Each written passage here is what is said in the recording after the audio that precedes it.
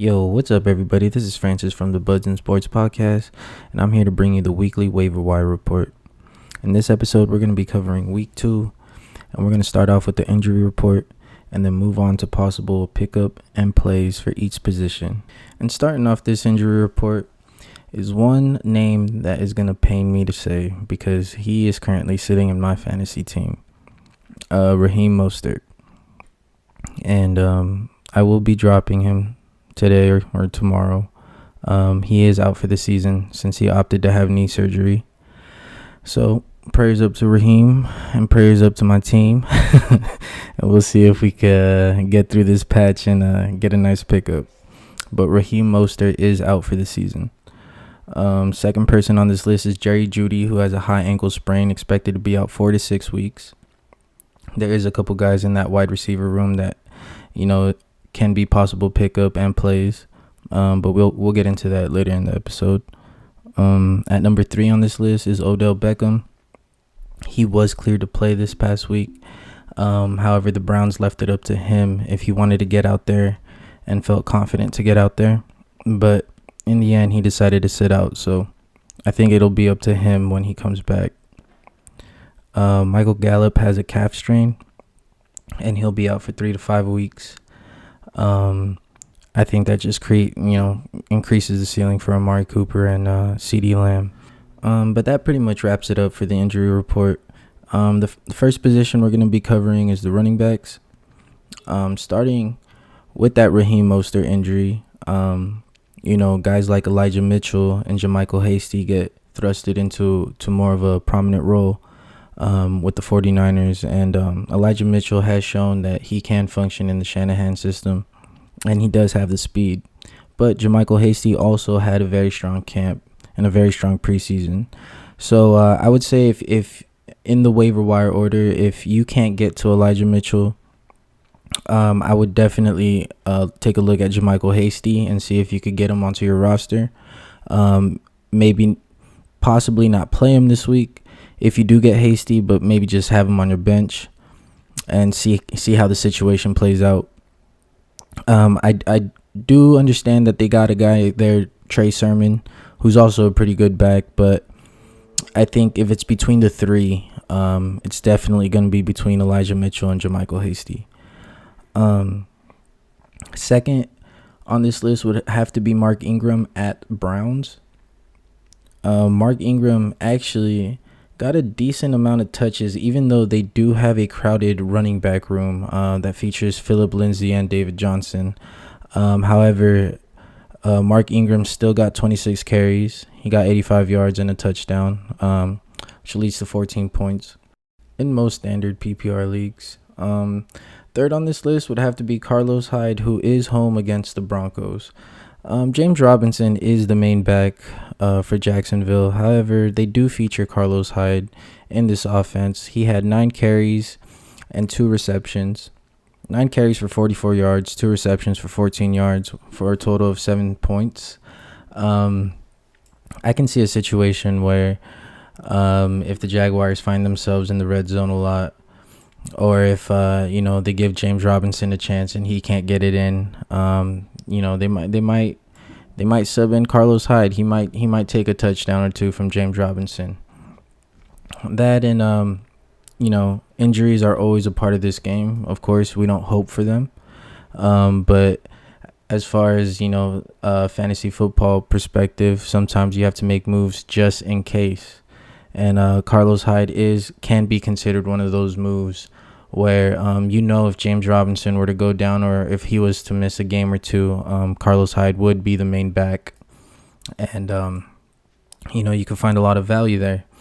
So if you don't want to start him this week, if you just want to pick him up and kind of hold on to him in your bench, if you need depth in that position, Carlos Hyde is definitely somebody to look at. 2 other names where they might not be playable this week, but if you need depth in the position, you kind of just want to hold on to them to kind of see how the season plays out, or some of these situations plays out. Is J.D. Mckissick and Benny Snell Jr. J.D. Mckissick has been featured in this offense, even with Antonio Gibson being the main back. He didn't get that many touches, or I don't know if he even got any touches at all this past week. But I do expect J.D. Mckissick to eventually, find himself in this offense and start earning some touches. Benny Snell Jr., I'm not a huge fan of this guy, but I do know that if something were to happen to Najee Harris, Benny Snell is next in line. He is the clear 2 in that room. So just a couple of names if you guys need some depth in that position. And that pretty much wraps it up for the running backs. Moving on to the wide receivers. First one on this list is Christian Kirk, who is home against the Vikings. He put up a pretty impressive stat line this past week. He had 5 targets and caught all 5 for 70 yards and 2 touchdowns for a total of 24 fantasy points. He has a very nice matchup against the Vikings. I think this Cardinal offense is very dangerous, and they do tend to spread the ball around.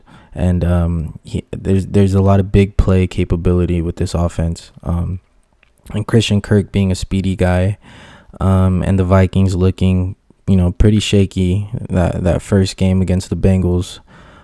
They were having some issues with those receivers. So Christian Kirk, I think, is a very solid play if you're able to pick him up this week. Number 2 on this list is Zach Pascal. He's home against the Rams. That is a tougher matchup as far as the defense he has to go against. But that Colts receiver room, it's not very impressive. They got Zach Pascal, Pittman Jr., and I believe Paris Campbell. And it seemed like Zach Pascal was probably their most reliable one this past week. I don't know if that's going to be the case moving forward. But if Zach Pascal is available, that number 1 receiver spot for the Colts is pretty much up for grabs. So any of those guys can have monster games if you want to use any of them in a flex play. If you have to pivot from that Jerry Jeudy injury, I do believe Tim Patrick is the next guy up in that room. He's been having a strong camp, strong preseason, and he had a pretty strong showing for his first game. So with Jerry Jeudy out for 4 to 6 weeks, I do expect Tim Patrick's numbers in targets and receptions and touchdowns, all those to go up. So if you need some depth in the wide receiver position, or if you need a pivot from your Jerry Jeudy IR, Tim Patrick would probably be the next option. Next one on this list is Marquez Valdes-Scantling. Marquez Valdes-Scantling on the Packers does have big play capabilities, and he is versus the Lions this week. He was targeted 7 times, even though he only caught 3 of them this past week. Only put up 4 fantasy points, but in a game that the Packers really struggled, he was able to generate 7 targets. And I do think when Aaron Rodgers does connect with Valdes-Scantling, it's for a big play and it's for a touchdown. It's usually for that bomb, and they tend to connect every season. It's just a matter of what game it happens, and it happens a few times during the season. So if you ever want to play a flex play, you want to put a wide receiver at your flex, Marquez Valdes-Scantling against the Lions, I definitely think he's going to have more than 4 points this week. And that pretty much does it for the wide receivers for this week. Moving on to quarterbacks. First one on this list is going to be Jameis Winston against Carolina.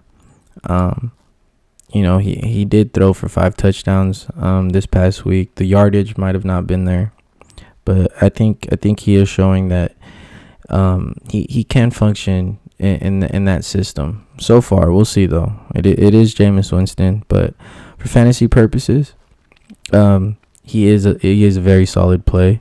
If he is available and you are in need of a quarterback, that is definitely top pick of the week for quarterbacks on the waiver wire. Second would have to be Tyrod Taylor at the Browns. He did put up a nice game this past week. It was versus the Jaguars. But Tyrod Taylor is one of those dual quarterbacks who can throw it and use his legs. So for fantasy purposes, that's always what you're looking for in that quarterback slot. Unless you got a legend like Tom Brady or something like that, where pure pocket passers, they're not very popular in this league these days, especially in fantasy football. So Tyrod Taylor would be a solid pickup this week. Last one on this list is Big Ben. He is versus the Raiders. Big Ben had a tougher matchup this past week against the Bills. But I do expect his fantasy numbers to go up this week against a softer defense versus the Raiders. And speaking of defenses, there are a couple defenses out there this week that you might want to take a look at, starting with the Cardinals defense, who is versus the Vikings. Like I said, Vikings, they do have some weapons on that offense, which does make it scary. But the Cardinals defense has revamped that D-line. They've reinforced it. And if they get after Kirk Cousins, it's going to be a very long day for Kirk Cousins. So I do see a lot of potential with this Cardinals defense in this matchup. And just one other defense to kind of just throw out there. If it's really thin in your league with defenses, is the Bengals versus the Bears. They did a pretty solid job against the Vikings, and the Vikings have a much more talented offense than the Bears do, in my opinion.